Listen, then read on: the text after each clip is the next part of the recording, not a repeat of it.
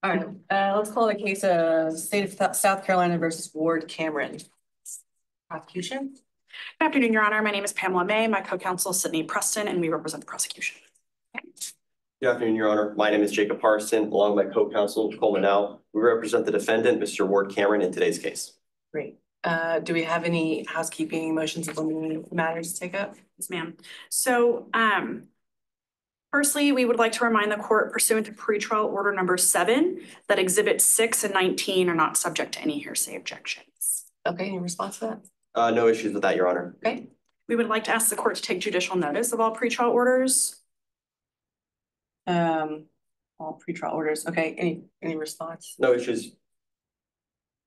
Okay, that's granted. And we have met with opposing counsel and we agreed to pre-admit exhibits 4, 2A, 14, 5, 16, 17, that is constructively redacted, 9, and 13. Okay, and is that your agreement? That's correct, Your Honor. That's everything we have. All right, those exhibits are pre-admitted. May we have permission to move about the well freely? Yes.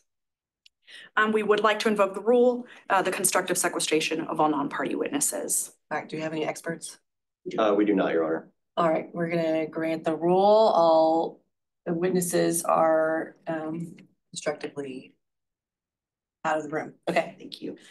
We would like permission to take a brief recess after our case in chief and then before closing arguments. Absolutely not. I'm just kidding. Yes, of course. Okay, is that it? Not quite. We would like permission to save a portion of our time for a rebuttal closing argument as well. Do you have a specific number in mind, or will just depend on how much time you have left at the end? I think it just depends on how much time we have left at the end. That's no problem.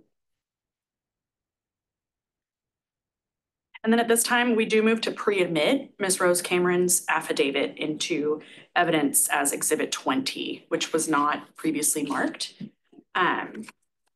We do believe that this affidavit falls under the hearsay exception 804B3, statement against personal interest, and should be allowed into evidence at this time. Response? Your Honor, we're going to object to this as it does not fall under that exception. It is not a statement against interest. Rose Cameron is not at trial here today. She's not a party on either side, and her interests are not being discussed. So it does not fit that exception. We do believe that it does fit the exception. She's actually deceased, so she cannot be here. She's unavailable to testify because she is dead. And that this statement goes against her pecuniary interest so much that she would have only made it if it were true, because it exposes her as lying previously to the police. And she made this statement under oath. I'm gonna not grant that right now, but please, once there's some context to the trial, we can revisit the issue, but for now I'm gonna deny it. Okay. Okay. Anything else? That's it for pretrial motions, and then I just have motion to eliminate. All right, before we get to the MILs, let's hear from the defense for pretrial. Yes, Your Honor. May we assume that all witnesses have been pre-sworn? Yes. And may we assume that the jury has been constructively read the jury charge prior to closing statements? Yes. And that concludes all of the defense's housekeeping, Your Honor. Prosecution covered everything else. We just have one motion in eliminate. Okay, let's hear MIL. Firstly, we have one MIL on 2 grounds. We moved to exclude from trial the previous car accident deposition in 2018 between Officer Rutledge and the defendant.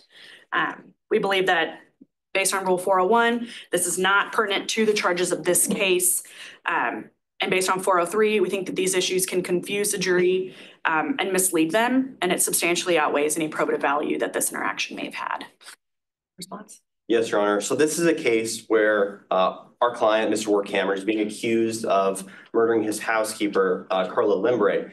And one of the witnesses for the prosecution is Officer John Rutledge. Now, Officer Rutledge was the officer that responded to the scene and conducted the investigation at Mr. Cameron's home that day. And now Mr. Cameron and Officer Rutledge have a history where Mr. Cameron represented a party that sued Officer Rutledge, and Officer Rutledge has bias in this case because of his interactions with Mr. Cameron in the past, and it's our contention that it is this bias that was part of affecting his investigation.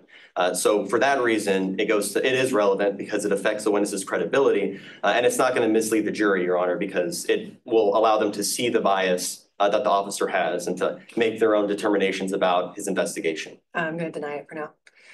Anything else? I have one more. We seek to exclude Officer Rutledge's current work position. We think that his current position has no bearing on any facts of this case at this time. We do think it could lead the jury to make improper assumptions about his credibility that we don't think is relevant in this case at all. Your Honor, well, we actually have no issue with that. We're not going to be talking about his current position. What is his current position? He's no longer working for the Sheriff's Department. Okay. And you have no objection? We're not going to be talking about that, Your Honor. Okay, so that is granted. And that's all for our motions in committee. Okay, wait, so we are granting, not talking about his lack of employment at the Sheriff's Department.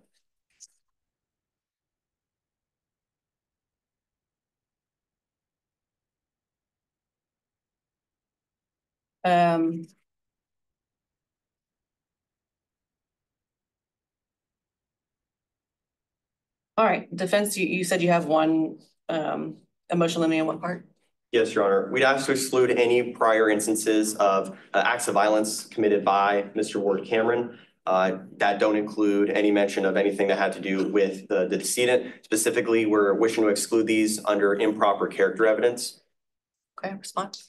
Yes, under 404A, we believe for propensity reasons, we can't bring it in, but that's not why we would bring it in. We would bring it in under 404B. We believe it proves his motive and his intent with both the argument he heard or was between the defendant and the decedent, as well as an interaction between the defendant and a previous paralegal. I'm going to deny it for now, but please re-urge it during trial. Yes, Your Honor. And that concludes our motions in limine, Your Honor. The defense is ready to proceed. Okay, great. Let's move on to opening statements. Your Honor, may I use the podium? Yes, of course.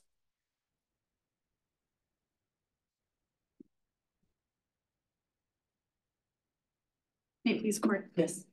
Your Honor, ladies and gentlemen of the jury, opposing counsel, anger. This case is about a man who could not control his anger. A man that reached his final straw. His anger boiled over, he left his office, grabbed a candlestick, and hit Miss Limbrey over the head, causing her to fall down the stairs and die. We are asking justice for Miss Carla Limbrey, a woman who faithfully served the Cameron household for many years. She was trusted, she was loyal, and she was hardworking. A woman who tragically lost her life under suspicious and troubling circumstances in the Cameron household. Today, my co-counsel Sydney Preston and I represent the state and are here to seek accountability for Miss Limbrey's death. The evidence will show you that the person responsible for this tragic event is none other than Ward Cameron. Before we begin laying out the evidence, I want to remind you of an important principle. The prosecution has the burden of proof. It is our duty to prove that Mr. Cameron's guilt beyond a reasonable doubt. Murder is the killing of any person with malice aforethought, either express or implied. The prosecution has to prove beyond a reasonable doubt that Mr. Cameron had the deliberate, wrongful intention to unlawfully take Miss Limbrey's life without just cause or excuse. Ward Cameron is a man of success. He was financially powerful, respected in his community, and accustomed to control. Now, in the days leading up to April 20th, his control over Miss Limbrey had slipped. The once faithful housekeeper had discovered information that threatened his carefully constructed image. On April 20th, 2022, Miss Limbrey was discovered dead at the bottom of the staircase in the Cameron household. While the defense may characterize this as a tragic accident, the evidence we present will reveal a narrative marked by neglect, mounting tension, and accountability. You'll hear testimony from first responders, including Officer John Rutledge, who arrived on the scene and found Miss Limbrey lifeless at the bottom of the stairs, lying in a pool of her own blood. You will hear from witnesses who will testify about Mr. Cameron's demeanor that day. He was angry, he was impatient, and most importantly, unconcerned about the welfare of a woman who had been like family to him. You'll learn that the relationship between Mr. Cameron and Miss Limbrey had soured. We'll present testimony and communications that will reveal the increasingly tense relationship between Mr. Cameron and Miss Limbrey. Leading up to her death, Miss Limbrey discovered information that threatened Mr. Cameron's reputation. information that she then shared with his wife, Rose Cameron. You'll see messages that indicate Mr. Cameron's growing frustration with Ms. Limbrey. Rather than addressing these concerns directly, he instead chose to exert control over the situation. The relationship was not just employer-employee. It had turned into one of tension and discomfort. The prosecution will also present evidence that ties Mr. Cameron directly to the scene. We will show his fingerprints and DNA on the murder weapon, a candlestick, that was found at the scene. Additionally, you will hear about the inconsistencies in Mr. Cameron's own account of that day. He claimed to have been in his office the entire time, engaged in a deposition. Yet we have testimony and evidence that will suggest otherwise. It will show that there were massive gaps in that time period. And then there's his reaction after the fact. Instead of cooperating fully with law enforcement, he was evasive. Instead of being helpful with the investigation, he was defensive. He refused to let officers into his space without hesitation. We don't take lightly the responsibility we have in proving Mr. Cameron's guilt. We ask that you consider all of the evidence presented, including physical evidence, witness testimony, and Mr. Cameron's own actions when you reach your verdict of guilty. Thank you. Vince? May I proceed, Your Honor? Yes.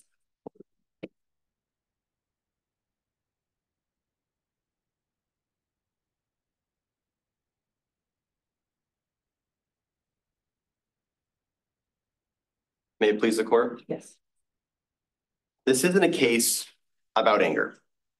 This is a case about a police officer who is untrained, unprepared, and inexperienced. Members of the jury, today you're going to learn about Officer Rutledge and how he was untrained, unprepared, and inexperienced when he arrived at Mr. Cameron's home on April 20th, 2022. And it's because he was unprepared, untrained, and inexperienced that it's the only reason that we're here today, that Mr. Cameron is here today, instead of mourning the loss of his beloved housekeeper, Carla Limbrey. Good afternoon. My name is Jacob Parsont, along with my co-counsel, Coleman Nowell. We proudly represent Mr. Ward Cameron in today's case. Now, today you're going to learn a little bit about Mr. Cameron. Mr. Cameron is an attorney, like me, but he handles different cases. Now, Mr. Cameron handles construction cases, and these cases, well, they can sometimes have impacts of millions of dollars for his clients. They're extremely important cases that he has to give his full attention to. And they're really stressful cases as well. And you'll learn that on April 20th, 2022, well, Mr. Cameron was handling one of these cases. He was in his office from 10 a.m. to 2:30 a.m. that day, working on a deposition for one of his clients, advocating on their behalf. You're going to see that it was while Mr. Cameron was in his office that day that something happened outside of it. And we anticipate that the prosecution is going to try to show you some sort of lapses in time or that Mr. Cameron walked out of his office. Well, ladies and gentlemen, Mr. Cameron will tell you he left his office a couple times a day to get water, use the restroom. It's normal to leave your office to do that. But it was while he was in his deposition that something happened to Ms. Limbrey. Now, something happened to Ms. Limbrey outside. Now, Officer Rutledge gets a call. You'll see that Officer Rutledge then responded to the scene. And when Officer Rutledge arrived at Mr. Cameron's property, well, I want you to start paying attention to all the things that he did do and the things that he didn't do. Now, I want to remind you, members of the jury, that as a defense, we do not hold the burden in today's case. The prosecution is the one. They solely hold the burden. And that burden is beyond a reasonable doubt. That is the highest burden of proof in our judicial system. And what that means is that they have to show to you that there are no doubts that a reasonable person may have, nothing that would make them hesitate in convicting a man for murder. And if you have those doubts, if there's a doubt that makes you, a reasonable person, hesitate, well, then you have to find Mr. Cameron not guilty.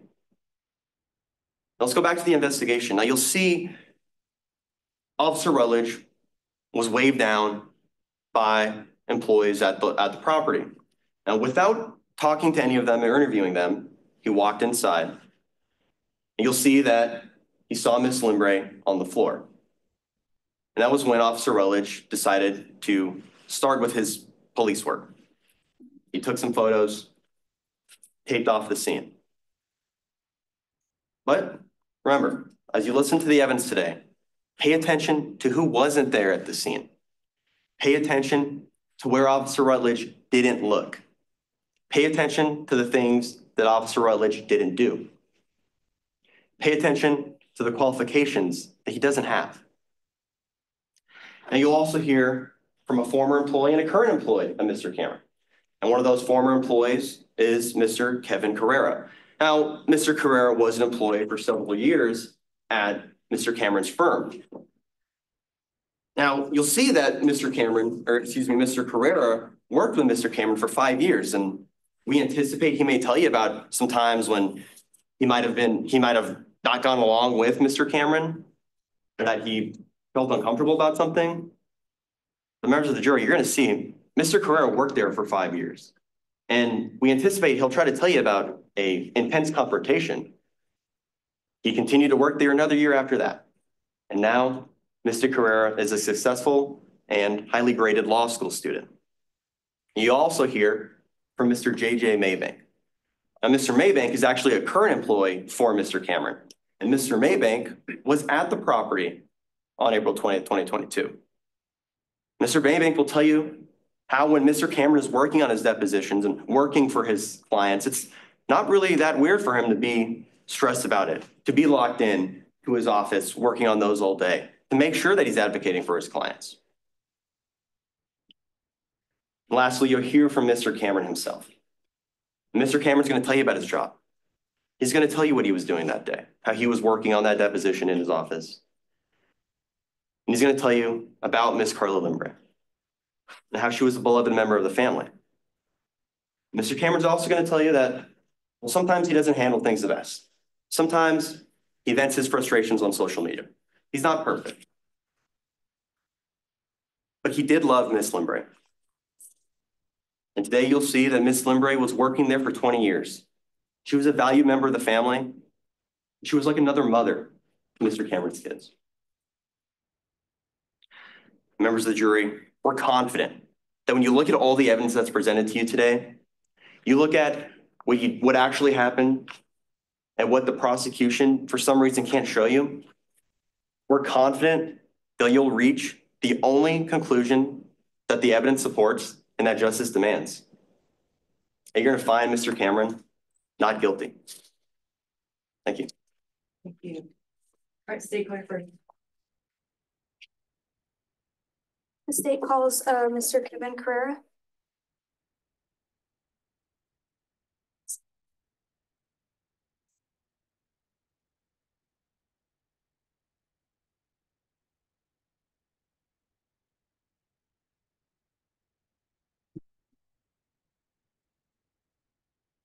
May I proceed? Mr. Carrera, can you tell us a little bit about your work history? Yes, currently I'm in law school and I'm in law clerk. And before that, I worked for Mr. Cameron for 5 years between 2016 and 2021. Can you tell us a little bit today about why you decided to go to law school? Yeah, so after working for Mr. Cameron and seeing the type of lawyer that he was, I went to law school, you know, to spite him and to be a better lawyer than he ever could be. Now I want to take you to your interview with Mr. Cameron. What did that look like? Yeah, so the interview process, fairly standard, but I did notice some red flags. He spoke poorly of his employees. Now I want to take you to your employment with Mr. Cameron. What did that look like? Yeah, so like I said, I worked there for 5 years. I was a paralegal there. I handled most of the litigation docket. And what hours were you expected to work? When I signed up for the job, it was Monday through Friday, 9 to 5. Did that ever change? Yes, it did change. But he asked me to stay late. At first it was only an hour late, and I thought that was normal because it was a very busy and successful firm. And then eventually that turned into staying until dinner and then after dinner as well. Were you brought dinner? Yeah, Carla would bring us dinner. Why didn't you just tell Mr. Cameron that you could not work late? I didn't feel like saying no was an option to Mr. Cameron. I felt like I couldn't do that. Now, I want to take you to your relationship with Miss Lamprey. What did that look like? Well, like I said, she brought us dinner. And I mean, we've definitely spoken a few times. And I can recall specifically one instance where she sort of checked in on me and asked if Mr. Cameron was up to no good again, which I didn't know what that meant at the time. Did you ever follow up on this? Yeah, so I followed up with her and asked her what she meant by that. And that's when she told me that Mr. Cameron had a relationship with his previous paralegal, who then became his wife. Objection, calls for speculation, Your Honor. Can you lay some foundation as to how the witness knows this information? You might have already maybe missed it, but can you do it again? Sure, absolutely. Let's go back a little bit. You had mentioned that Miss Lamprey brought you dinner. Did y'all ever have any conversations while she did this? Objection, vague. Oh, Sorry, can you repeat that? Yes. You had mentioned that Miss Lamprey brought you dinner. Did y'all ever have any conversations while she did this? Yes, yeah, there were multiple times that we spoke. I mean, she was an employee of Mr. Cameron's, like I was. Did any of those conversations stand out to you? Yes, there was one time specifically where she asked me if Mr. Cameron was up to no good again. And did you ever follow up on this? Yeah, I asked her what it meant later, and she told me, that's when she told me that Mr. Cameron's current wife was his former paralegal, and they had a relationship while she was working for him, and then they got together. And in your opinion, why didn't Miss Lamprey just quit? Objection, calls for speculation, Your Honor. Asking for what Carla Limbrey's actions were in her state of mind regarding her job, Your Honor.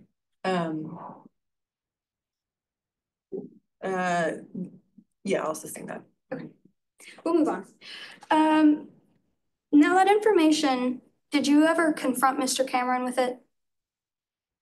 Yeah, I confronted him and asked him to confirm basically that he had a relationship with his previous paralegal. And what did that confrontation look like? It looked violent. He became very upset that I knew this information and demanded to know where I had heard it from. And when I refused to, give up Carla and say that it came from her, he struck me. Objection, Your Honor. Maybe you constructively approach outside the presence of the jury. Yes. So at this time, Your Honor, the defense would like to re-urge its argument on motion in limine regarding prior violent acts by the defendant under 404B exception. The fact that they are trying to use this as character evidence to suggest that a past character trait of the defendant, that he conformed to that character trait later on. The fact that this is an incident that was years prior to the incident that we're here in court today regarding when the decedent allegedly passed for the prosecution, it's with different people and it's years apart. And because they're trying to use this evidence as conformity, suggesting that the defendant conformed to that action later on, this should be excluded under a 404B. We believe this is a 404B exception. We are using it to show intent. Ms. Lamprey is the same underlying character in this event as what we believe caused her murder. Ms. Lamprey was talking about Mr. Cameron's personal life, and Mr. Cameron learns of this, and we believe that that would go directly to his intent. He struck this witness. He did not strike Miss Lamprey. Yes, ma'am, and that would be over something that Ms. Lamprey told him. I'm going to sustain the objection.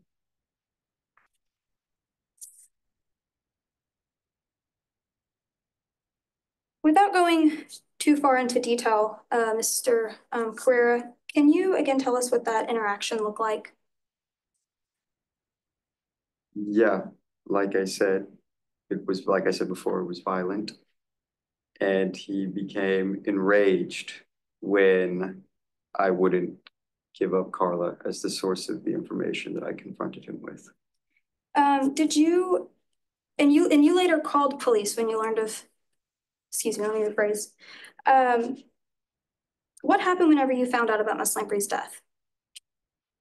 Yeah, when I found out about Carla's death, I called Officer Rutledge, told him that we should meet up and that there were some things I wanted to tell him. And why did you wait to contact police?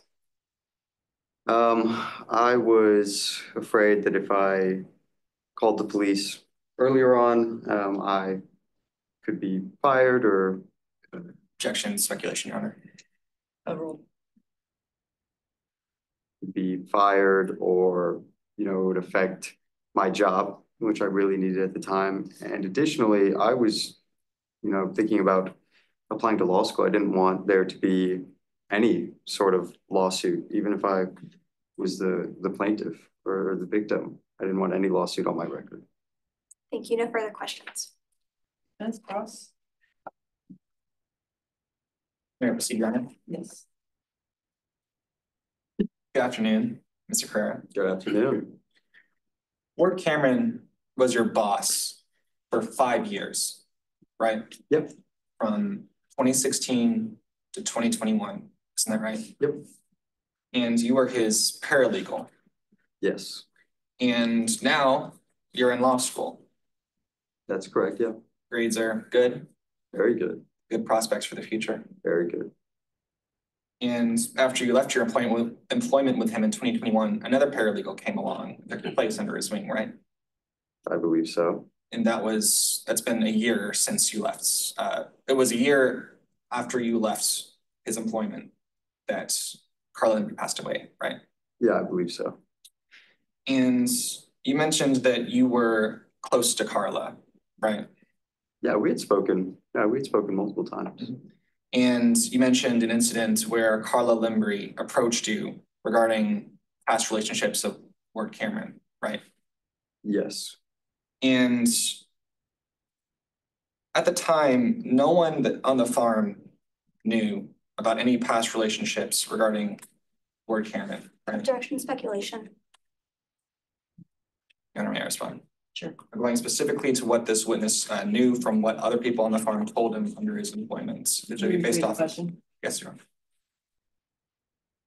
Based off of what you knew, Mr. Carrera, no one told you specifics about past, let me rephrase. No one on the farm told you about past unfaithful relationships by Ward Cameron, did they? Do you mean besides Carla? I mean, she did say that he had an affair. Yes, besides what you heard from the conversation with Carla that day, you did not hear anything regarding past relationships that were unfaithful from anyone else in the farm, right? That's correct.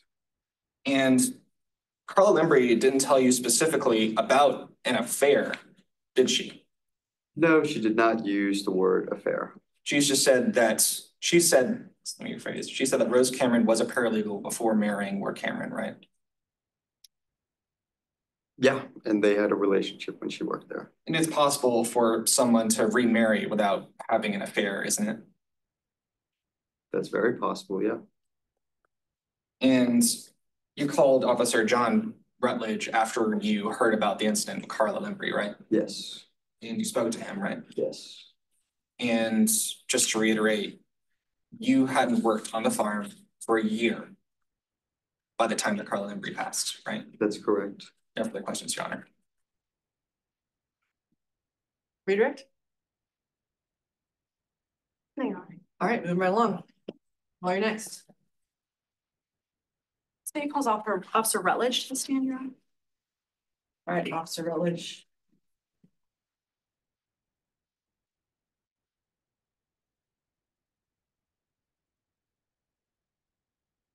May I proceed? Sure. Can you please introduce yourself for us? Yeah, my name is Officer John Rutledge, And where do you work? the Richland County Sheriff's Department. How long have you been there? About 15 years. And what's your current position? Sheriff. Awesome. What was your role in this investigation? Yes, so I was the first to respond to this investigation. So when I arrived, I mainly made sure that no one interfered with anything, taped everything off. And then once I was sure that the area was secure, I began photographing and collecting evidence. Now, can you identify the defendant, Ward Cameron, here today? Yes, I can. Can you point to him, please? He is in the back in the maroon t-shirt. Your Honor, I would like the record to show that Officer Rutledge correctly pointed and identified Ward Cameron in the maroon polo. The record shall so reflect. Now, can you name the state that this investigation took place in? Yes, South Carolina. Your Honor, may the record reflect that this is the appropriate jurisdiction for this case since we are in South Carolina. Sure. Now let's turn to the day of the incident. On April 20th, 2022, can you describe what you were doing before receiving the call about a homicide? I was working and I was on patrol in my car. So then once you received the call, what did you do? So I received the call, said that something had happened at the farm.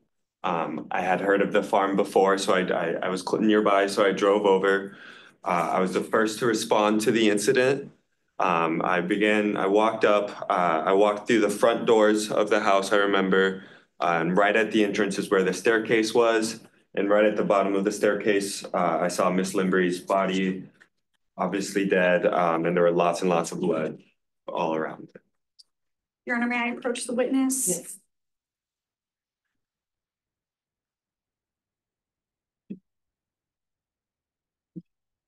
Now, I've handed you what's been previously admitted as Exhibit 14. Now, what are you looking at there?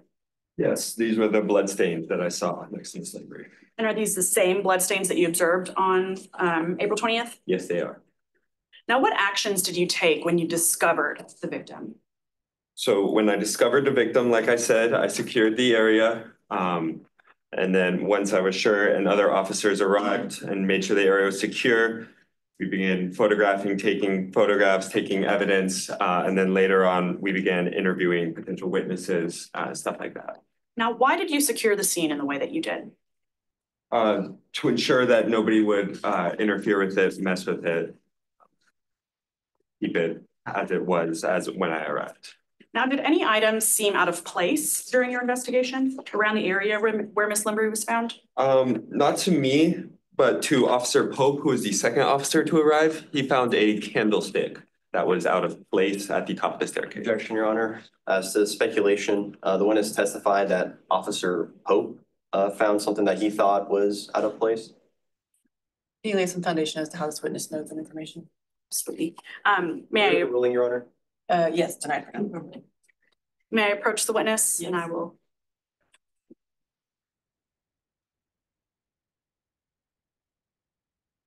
Now I'm showing you what's been previously admitted as Exhibit 5. What are you looking at here? This was the candlestick that was found. Now, is it the same candlestick that was found on April 20th at the farm? Yes, it was. Now, how do you know that? It looks the exact same as the one that was found on that day. And did you do anything with this candlestick? So after Officer Pope located it, we are still investigating. I helped to photograph and collect it and take it into evidence. Now, what was the significance of this candlestick that was found? When I first arrived, I noticed that Miss Limbre's body had a very obvious, very large indent in the back of her head. Obviously, as an officer, when you see something like that, you think maybe. Your Honor, speculation. The witness is trying to testify as to his interpretation of the victim's injuries, and he doesn't have that expertise. Overall. When you see a giant hole in somebody's head, you start to think blunt force trauma, and there's an obvious something standing out of place. So try to connect some dots. Now, in the course of your duties in this case, did you review a forensic report? I did, yes. Do you know who prepared this report? Yes, I believe it was a Dr. Michael Clayton of the State Bureau of Investigation. Now, was this report made as a normal course of this investigation? Yes. Your Honor, may I approach the witness? Sure.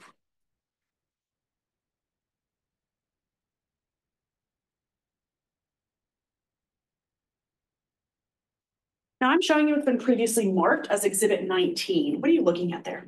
This was the forensic lab report done for this case. And is it the same lab report that you previously reviewed? Yes, it is. Is it a true and correct copy of that forensic lab report? Yes, it is. Your Honor, I ask the court to admit what's been previously marked as Exhibit 19 into evidence with a reminder that the pretrial order that Exhibit 19 is not subject to hearsay objections. Yes, Your Honor. I'm going to object to under Rule 403. This evidence could mislead the jury.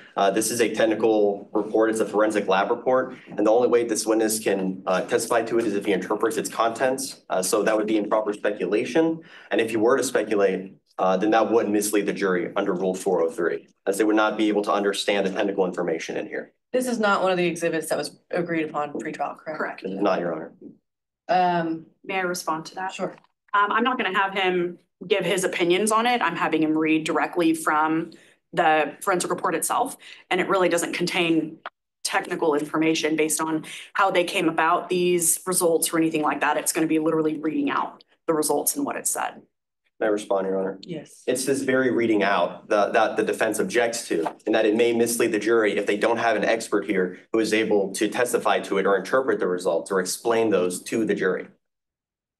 Yeah, I think I agree with him. So I'm going to sustain the objection.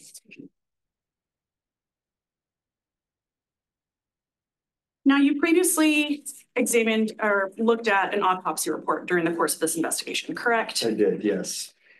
May I approach the witness, Your Honor? Yes.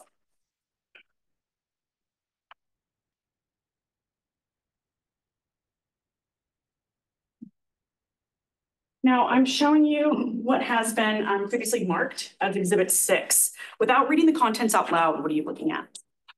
Yes, this is an autopsy report. How do you know? I previously have looked at this in the course of my investigation. Is this a true and correct copy of that autopsy report that you previously reviewed? Yes, it is. Your Honor, I ask the court to admit what's been previously marked as Exhibit 6 with a reminder of the pretrial order that it is not subject to hearsay exceptions, or excuse me, hearsay objections. Your Honor, I'm going to urge the same objections that this is a technical report. It's a forensics report, anatomic pathological findings of the victim's body. This witness doesn't have the requisite expertise to testify to it, and as such, it could mislead the jury. Yeah, am I missing something here? Is it the local rule that you can't object to just hearsay? For these two exhibits, it's hearsay. Yeah, There's other ones that we pre-admitted that were, I don't think this all witness can objections. testify to this exhibit either. even though he's an officer and all I'm having him read is the conclusion Yes. from what, okay, yes, sir. So sustained. Now, when Mr. Cameron emerged from his office, what was your initial interaction with him? Yes, so the first time, I actually didn't know he was there when I first arrived on scene. It wasn't until later. The first time I noticed that Mr. Cameron was there, as we were investigating downstairs, he came out from a room at the top of the stairs. He stares at the crime scene. A look of fright comes across him. He raises his hands up and states, "I didn't do it." And then he goes back into that room. Now, after the coroner's office took over the investigation, what was that next interaction that you had with Mr. Cameron? Yes, so once my initial duties were done on the scene, I went upstairs now that I knew he was there, and I knocked on the door. He opened the door, he looked at us, he said that he was busy, and he slammed it in our face. And then when did you talk to him next? Yes, finally, later on, we're still on the property. He finally comes out of his room, and he starts to cooperate with us later on in the investigation. Can you go into a little bit more about what he told you during that last interaction? Yes, so he let us know the reason that we shouldn't have disturbed him was that he was in a deposition. He said it was important and that he needed to handle that instead of talking to police officers. Now, can you describe the demeanor that you noticed Mr. Cameron had during this interaction? Yeah, from what I noticed, he seemed secretive. He seemed not willing to give us the full truth of all of his information that he might have had. Objection, Your Honor. I'm going to object to speculation. I know the question asked for his demeanor, but the witness is testifying to what Mr. Cameron was trying to do or what he may have been trying to do at that time. The answer was speculation. What was the answer again? I said he seemed secretive. It was that he seemed secretive, Your Honor, and that he seemed like he was trying not to give us information that we were asking for. I think, please ask the witness to make clear. I'll tell the witness, make clear that it's your opinion. Yes, so you noticed some things Sure. in his eyes move fast, hands flutter. Sorry, go ahead. Hands flutter, some things, questions you pause to respond to, stuff like that leads me to assume he was acting secretive. Now, did you find any items that were worth noting in Mr. Cameron's office? Yes, there was a cell phone, I later learned was Miss Limbury's cell phone. It was on and unlocked in his office. And what did you do with that phone? I looked at the messages that were on it and then photographed it, bagged it into evidence. Or that first and then. Your Honor, may I approach the witness?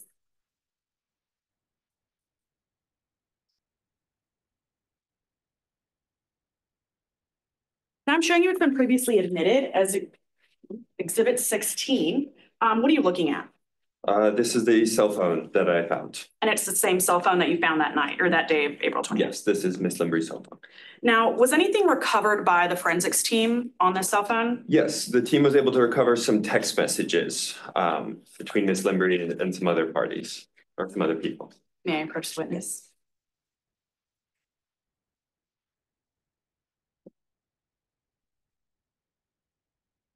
Now I'm showing you it's been previously admitted as Exhibit 9. What are you looking at there? These were some of the text messages. These were between Miss Limbury and her son. And how do you know that?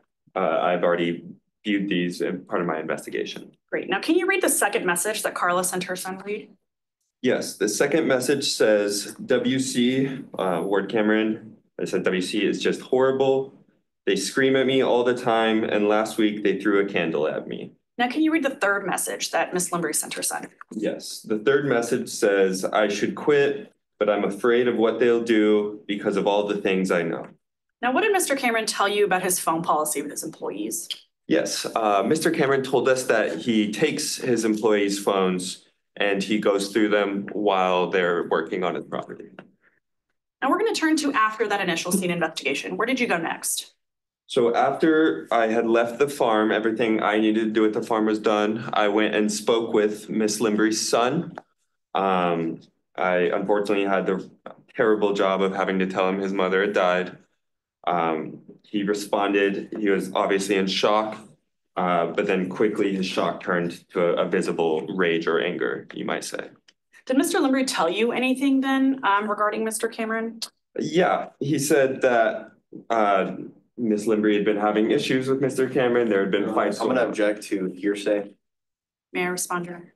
I feel like it's an excited utterance under 803-2. He's saying what he said in it, what Mr. Limbury initially said right after he was told that his mother died. And it was under the present sense of the excitement, the stress of the excitement that hearing the news of his mother dying had caused.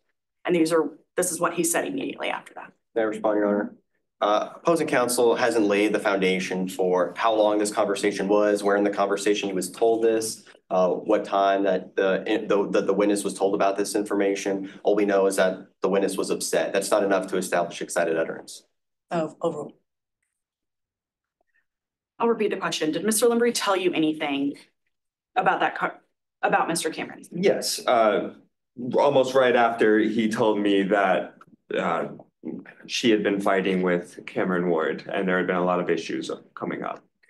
Now, what steps did you take after the initial investigation to further pursue that case against Mr. Cameron?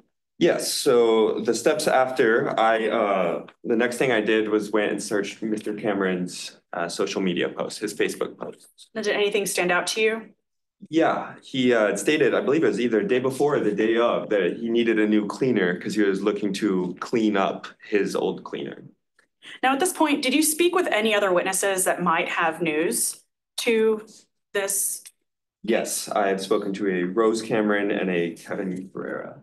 Now, about Ms. Cameron, what did you find out during that interview with her?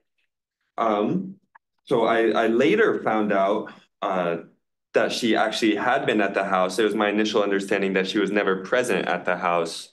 By speaking with her later. Objection, Your Honor. I'm gonna object to hearsay and the information and statements that he's testifying to is from Rose Cameron. Now, this is going into the motion in limine Exhibit 20, and I believe it's a statement against interest. The statements are coming straight from this affidavit that she said under oath. If it wasn't going to be against her pecuniary interest, she wouldn't have said them. Now it's about to go and lay in my foundation to bring in that exhibit. Okay, so he has read her affidavit. He has. It's understood that they've read all of the material.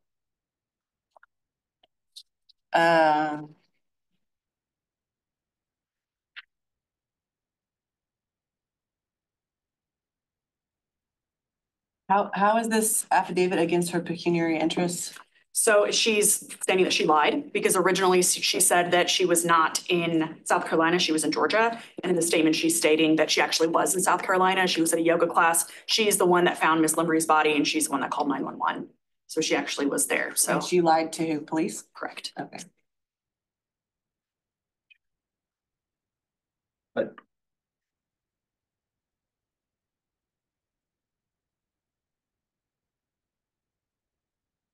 Do you have a response defense?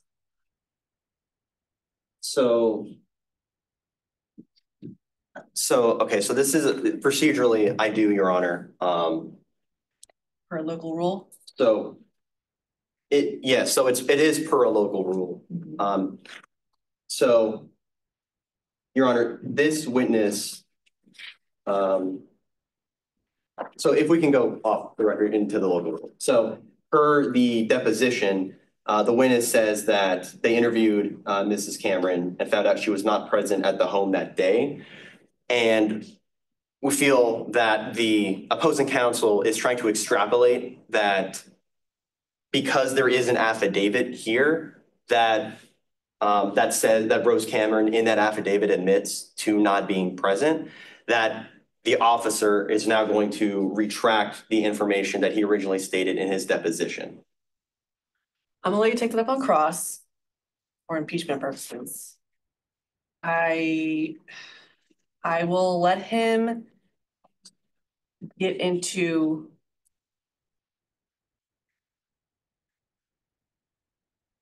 what she said, but this affidavit is not coming in. Okay. So were there any other developments in the case against Ms. Cameron? Yes, so later on, Rose Cameron came out and stated that she had lied previously. We previously thought she wasn't Objection, there. Your Honor, once again, I'm objecting to hearsay now about what she said to him. On scene. Yes, or wherever he spoke to her. That's going to what the statement, or excuse me, what the affidavit says. He's talking about what she said on the scene now, correct? Not what's in this affidavit? We're going to what she said in the scene. Yeah, or excuse me, what she said in the affidavit. Which we could, So you're not offering it for the truth of the matter asserted? right, I'm showing that she was lying, and then showing it eventually to show that Mr. Cameron was lying as well. Okay, so if what she said on the scene was not true, Correct. are you currently offering it for the truth of the matter? Yes, that is the original intention. No. No, to show that she's lying. Right, so you're not offering it for the truth of the matter. Correct. Which makes it not hearsay. Oh. And just to clarify, Your Honor, you're talking to specifically those statements that Rose Cameron told him scene-wise, not in the affidavit. So for now, we're talking just about the scene, yes. Okay. And then we already kind of jumped ahead here, but I will allow him to get into her statements against pecuniary interest. But we're not getting the affidavit into evidence. Okay. Yes, so have there been any developments in this case against Mrs. Cameron? Beyond seeing her or speaking with her the first time, or at what time? So we'll talk about during the scene. So what Okay. were the statements that she told you? Okay, so at Regarding the scene of the crime, I spoke with a couple of people. I spoke with a worker, I believe he was a fix-it person for Mr. Cameron, and then I also spoke with a Rose Cameron.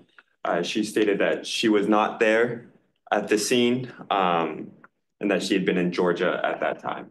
Now, developments that happened after the case later, did you follow up about Mrs. Cameron? Yes, I did follow up with Mrs. Cameron. She actually came out and let us know that she had lied and that she actually was present at the scene. She was the one who first discovered the body, and she was the one who made the first 911 call. Now, you've had a previous encounter with Mr. Cameron, correct? I have, yes. Can you describe the circumstances under which that happened? Yes, I was a party to a car accident lawsuit. and he represented the other party suing me. Now, how did Mr. Cameron, behave during that deposition? I believe he behaved very poorly. I believe he was very rude, very angry, very mad at me. Now, after this deposition, did your relationship with him change in any way? Yeah, he actually he tried to get me fired at one point after this, which just shows how rude he handled that situation. Now, do you harbor any ill will towards Mr. Cameron? None at all. No further questions, Your Honor. Pass. Yes, Your Honor. May I proceed? Yes. Officer, now you just testified on direct that you followed up with Rose Cameron, right? She came out and had some other information come out. Yes, so I did follow up. Yes. And you just testified that Ms. Cameron told you she was actually there at the date, right? Yes. Now, do you recall ever stating differently, sir? I believe I might have before I knew this other information. So you do recall stating differently? Yes. And it's your testimony today that Ms. Cameron told you that she actually was at the scene? Yes. Your Honor, may I approach the witness with his sworn deposition? Yes.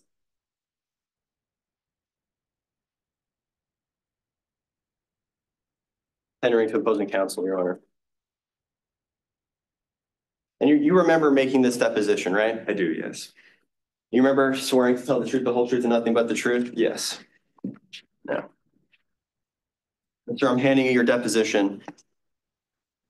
Now, this says supplemental statement of John B. Rutledge, correct? Correct. And it says it's dated May 1st, 2023, right? Correct. You could please show me where in this deposition you mention anything in your supplemental statement about Ms. Cameron being located at the scene?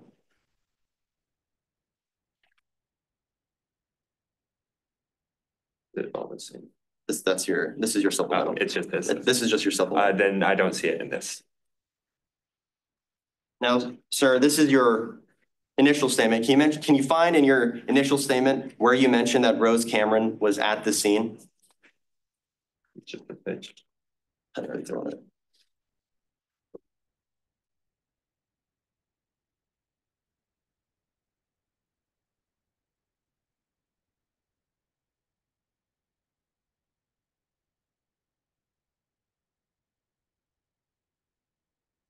I guess I don't see it right now. So I just want to be clear, Officer Rutledge, Yes. that today in court, this is the first time that you're bringing up that Ms. Cameron was at the scene of Carla Limbray's death that day, right? The first day that I've said that, yes. Now, officer, you don't like Mr. Cameron, right? He's not my favorite person. Well, he was involved in you were involved in a traffic accident in 2017, right? Correct. And you were sued for that accident? I was, yes. Mr. Cameron represented the party that sued you. Correct. You had a deposition with Mr. Cameron. Yes. You thought Mr. Cameron was trying to bully you? Yes. And you got a call on April 20th to go to Mr. Cameron's property, right? While working, yes, I did. And you didn't want to miss that opportunity. It was part of my normal job duties. So that's a yes? I couldn't say either way. It's just part of my job. Now, sir, you went to Mr. Cameron's property, right? I did. When you arrived, you were waved down by employees, I believe so. but you didn't speak to these employees, right? Not initially, no. You just drove past them Yes. and then you went inside the house. Yes, because that's where I heard the body was. You found Miss Limbray. Yes, She was at the bottom of the stairs. correct. You started your investigation. I did. You took some photos. I did. You taped up the scene. Correct. You called for backup, right? Yes, I believe so, or it was already on the way. Well, Officer Pope arrived. Officer Pope arrived. Now, you didn't check any other rooms. Not at that time, no. In fact, you were there for an hour before you discovered that Mr. Cameron was in the home, right? Correct. And you found a candlestick, you said? Officer Pope found the candlestick. And you said you photographed that candlestick? Correct. Your Honor, may I approach the witness with what's been pre-admitted as Exhibit 5?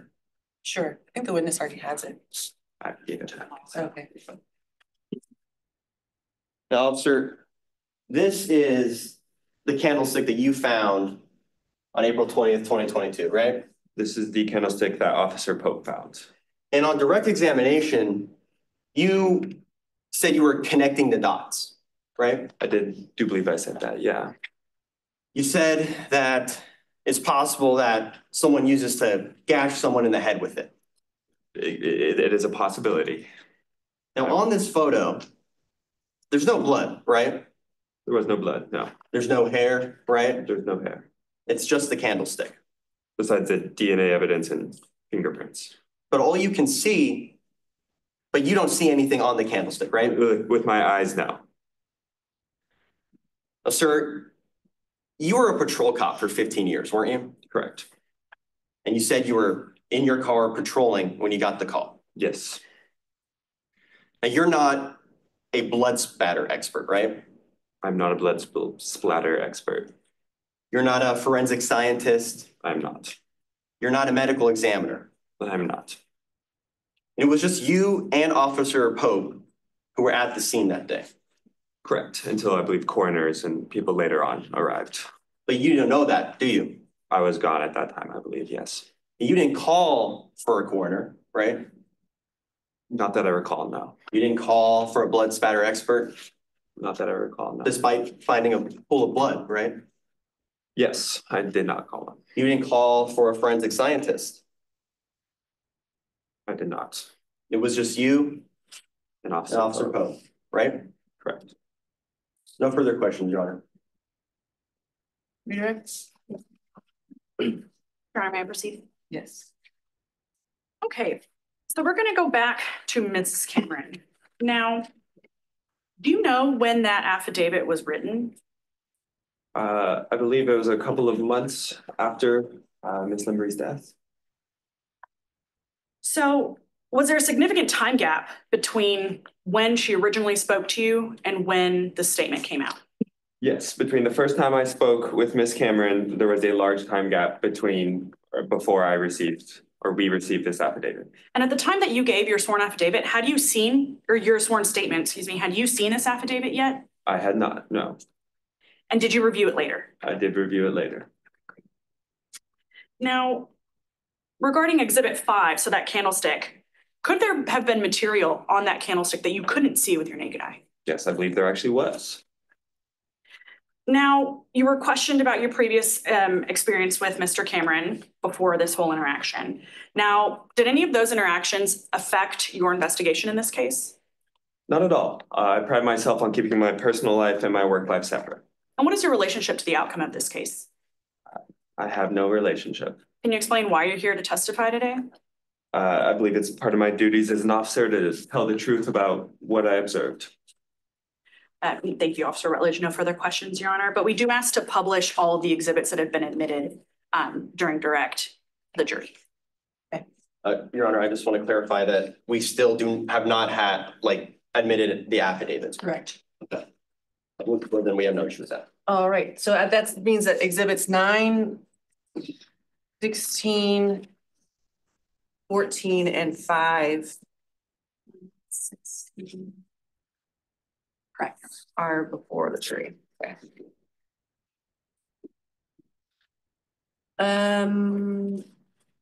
So prosecution clear next. Your prosecution rests, Your Honor. Okay, defense, you have a motion. Yes, Your Honor, at this time, the defense moves for a judgment as a matter of law. Why? Because the prosecution has not brought forth enough evidence for a reasonable jury to be able to find guilt on behalf of Mr. Cameron. There's no question of fact here, Your Honor.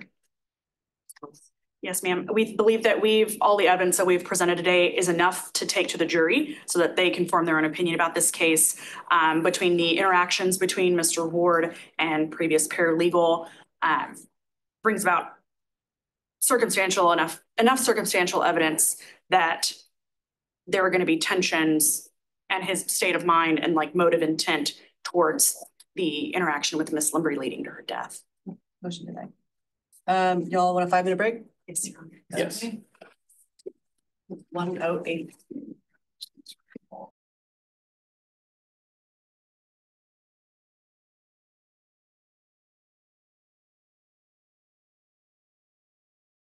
Ready? Let's do some closing. State?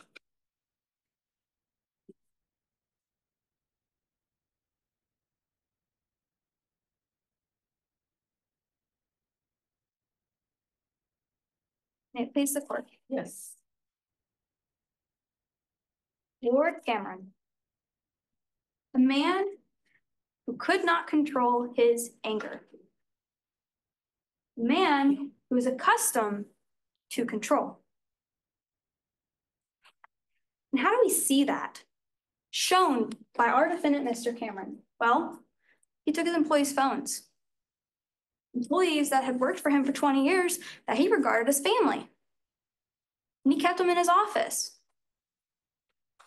And we see him pushing boundaries. You heard today from Mr. Carrera how 9 to 5 became a 9 to 6, then it became staying for dinner, which was supplied to him, and then staying after dinner in the close quarters of his office. And we see him having unfavorable interactions. One's described as violent. Now, let's set the scene. How does our defendant, Mr. Cameron, regard our victim, Miss Lamprey?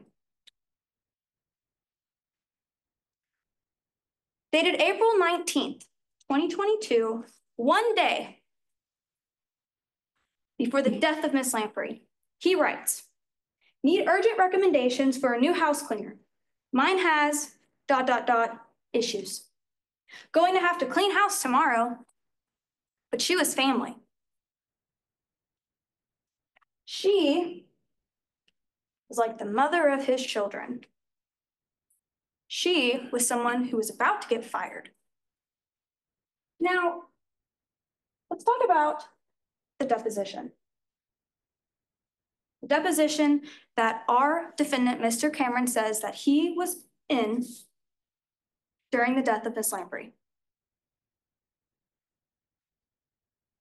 With no camera on, no mic on for the majority of his deposition, he is interrupted by Miss Lamprey. And he exclaims, "God damn it, Carla, get out of this office right now." And he follows that with, "Sorry, everyone, she knows better, but she just makes me so angry when she just barges in like that I just see red. She remembers every detail of my activities, but can't remember to knock on the door. Totally useless." That's family. Now, the timestamp on that is 2:12 p.m. Miss Lamprey's death is 2:20 p.m. But we find her at the bottom of these stairs with a gash in her head. Carpeted stairs. And that carpet runs all the way from the top to the bottom, which leaves our culprit. Candlestick. Not found by Officer Rutledge, found by Officer Pope. And why? Because it was out of place and it was out of the ordinary and it brought their attention. And they were able to connect the dots with the gash in the back of her head.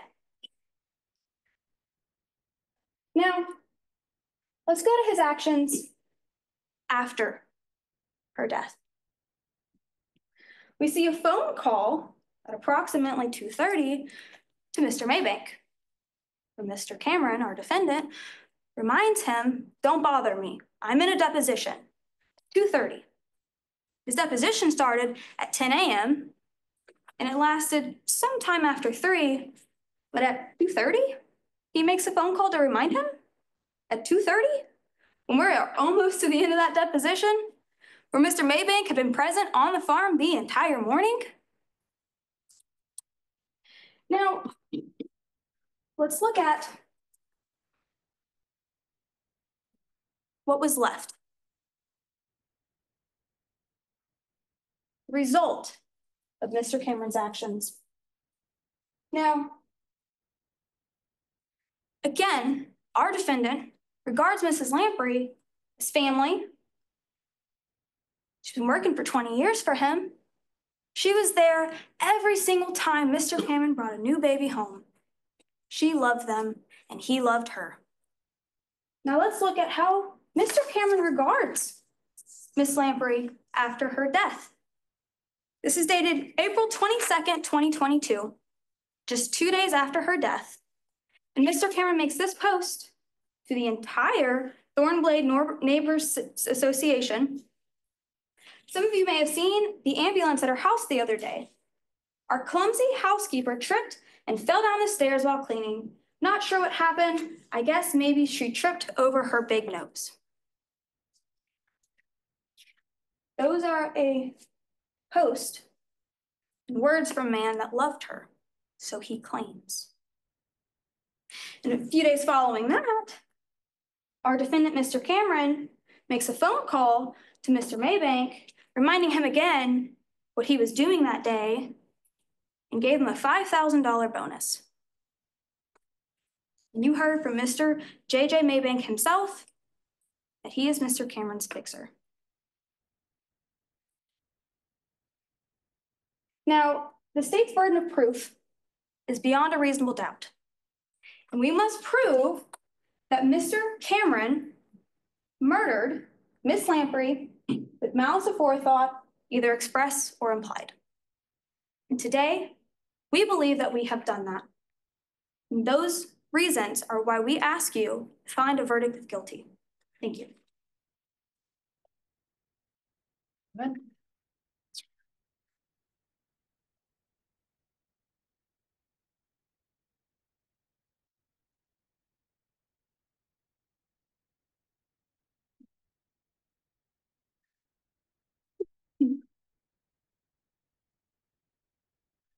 May I proceed? Yes. Your Honor, President Counsel, members of the jury. Untrained, unprepared, inexperienced. That is exactly what Officer John Rutledge was when he walked into the Cameron residence that day with his other patrol officer, Officer Pope. They went in, just the two of them. For over an hour, it was just two patrol officers inside of that house. They didn't bring any medical examiners, no blood splatter experts, and no forensic analysts. It was just those two patrol officers. Officer Rutledge was called for a homicide. Someone was allegedly killed. And yet, he didn't think to call any experts to the scene. He went with just his patrol officer for over an hour. For over an hour, he didn't even know, John Rutledge, if anyone was even in the home. Sure, he said he secured the scene. Well, we don't really know what that looks like. And he didn't check any of the rooms in the house. He stayed right there where Carla Limbrey had been found, down on the bottom of the stairs, dead. Didn't check any of the rooms for over an hour. That's afterwards, when Ward Cameron was finally discovered, having been in his office. But until then, John Rutledge, for all he knew, someone could have been in one of the rooms of the house, putting away an alleged murder weapon, doing anything. It could have been literally anything, within reason, within that home, within one of the rooms. But we don't know, because John Rutledge didn't do his duty. It was a shoddy investigation. You heard on opening statements, the prosecution said that they were going to construct a narrative. Members of the jury, they constructed something all right, but it's no narrative. No narrative that makes any sorts of sense regarding time and circumstance. In terms of, we heard about evidence today regarding a candlestick that was found out of place by Officer Pope, and that this was somehow supposed to be connected to Carla Limbrey's death. Well, we don't have any sort of evidence to actually show that that candlestick had anything to do with Carla Limbrey's death. We didn't see any DNA evidence. We didn't see any, there was no blood apparent on the candlestick. There was no fingerprint evidence. There was no hair. All that we know, according to one of the officers on the scene, was that it was supposedly out of place. That's all we have, members of the jury. There is no evidence suggesting that a murder even took place. And yet, prosecution wants you to use this circumstantial information to book our client for murder. Shoddy investigation made by inexperienced officers. Now, you also heard on the stand from the prosecution testimony from Kevin Carrera, who at the time of Carla Limbrey's death hadn't even been employed by Ward Cameron for a year. In fact, he hasn't been employed by Ward Cameron for 3 years at this point. They brought him onto the stand, and you heard something about a heated discussion that was uncomfortable for Mr. Carrera, but you didn't hear anything about actual violence taking place.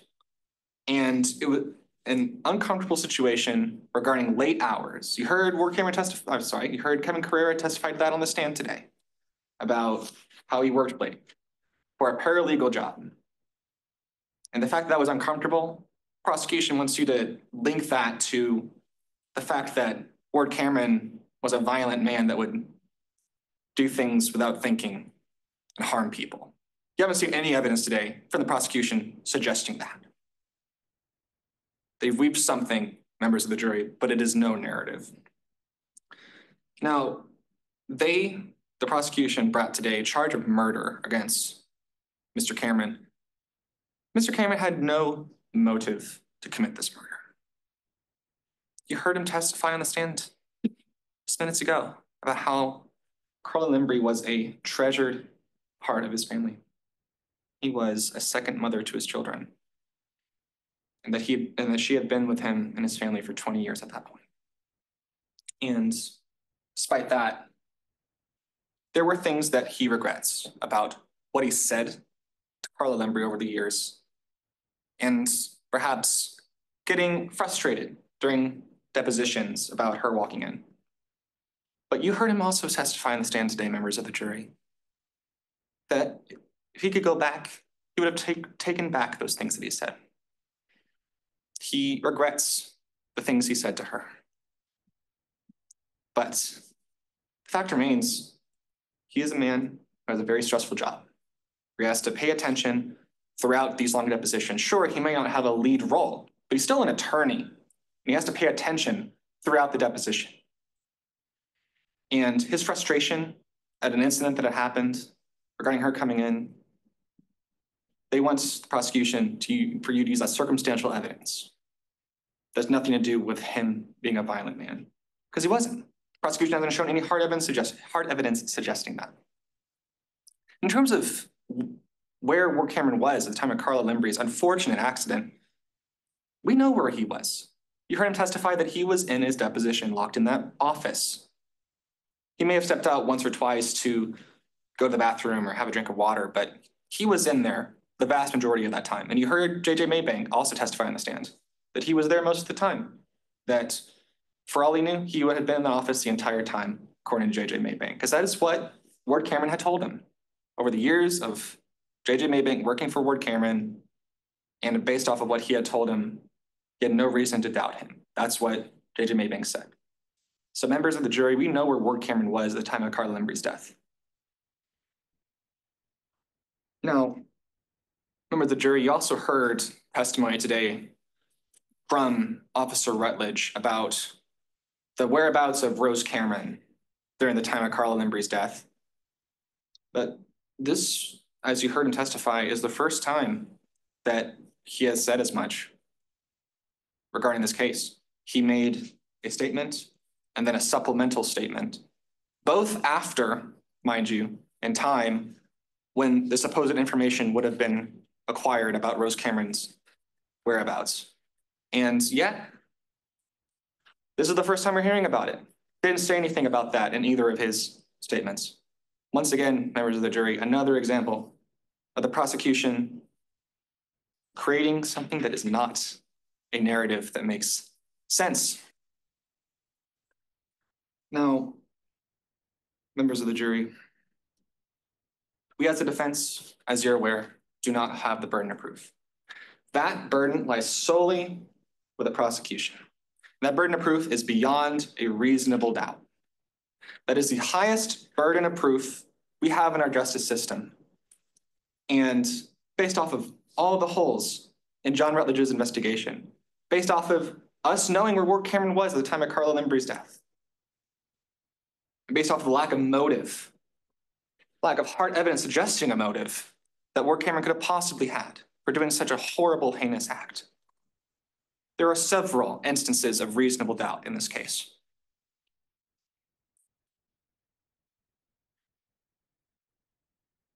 One last thing they also heard regarding reasonable doubt is what what Kevin Carrera said on Direct regarding past instances of a relationship of Ward Cameron's, but you didn't actually hear anything regarding actual things he heard from Carla Limbrey regarding an affair. You just heard that Rose Cameron had been a paralegal before they were married. That's it. No evidence of a bad faith of relationships. Once again, no evidence from the prosecution to book our client for murder. They want you to string together in your head a narrative that isn't there, members of the jury. Untrained, unprepared, and inexperienced. That's what John Rutledge was when he walked into that home. He wanted revenge for what Ward Cameron did to him in that 2017 lawsuit. He wanted to get back at him. He was not his favorite person. He did not want to miss this opportunity to book Ward Cameron for jail. Members of the jury, don't put a man in prison for some Facebook posts he made and for some regretful words he had to his housekeeper. He loved Carla Limbrey. She was a part of his family. For this, members of the jury, we ask you to make the only conclusion the evidence supports and the justice demands. Find Ward Cameron not guilty. Well.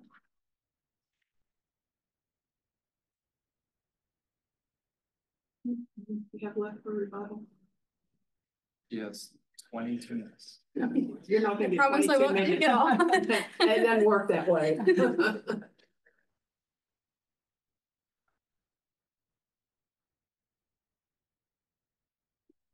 May it please the court.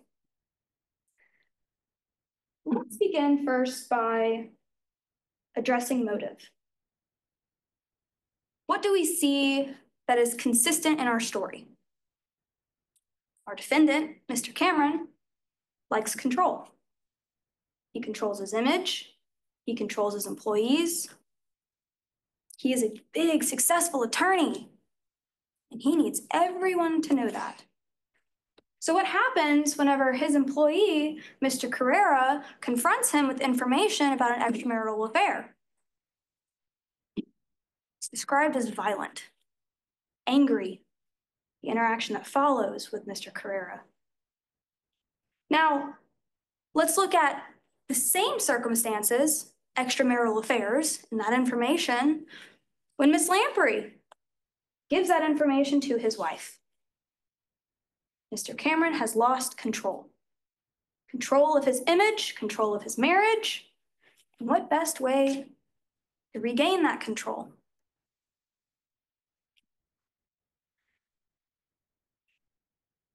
Now, I want to also address circumstantial evidence versus direct evidence and how they are weighed the same. You get to come up with the conclusion. We are giving you what we have in order for you to make it there.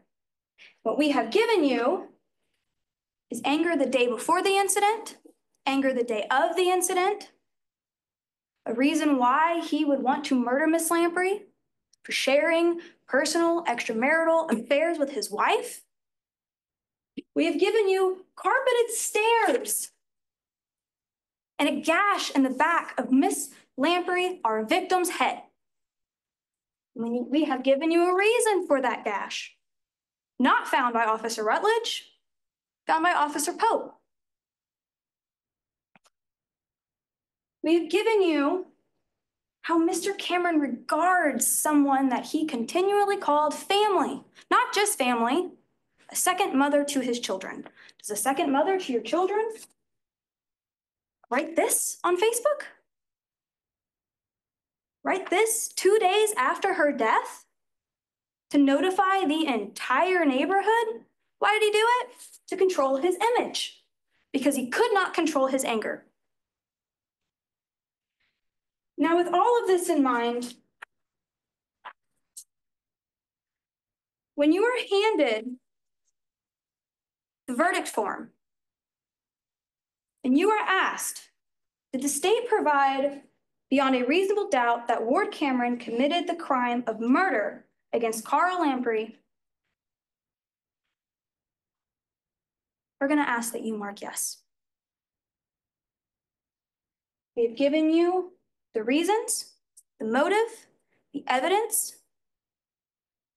For those reasons, we ask that you find Mr. Ward Cameron guilty. Thank you.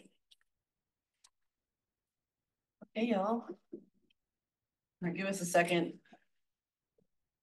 Do you want us to step out? Sure. Yeah.